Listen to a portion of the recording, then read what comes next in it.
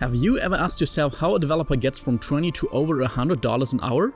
Have you ever dared to dream about working as a developer for big companies such as Google, Facebook or Spotify? Over 11 years of coding, I realized that there is one thing that separates an average developer from a professional one. You can't just sit there, code an hour a week, do a few coding challenges and expect that this will turn your life around. And you can't just lean back and watch a YouTube tutorial and hope the rest will happen on its own. To get to over $100 an hour, you have to stop relying on your motivation to code and start relying on your discipline. This is only reserved for those who are committed and ready to work on themselves every single day to reach their goals.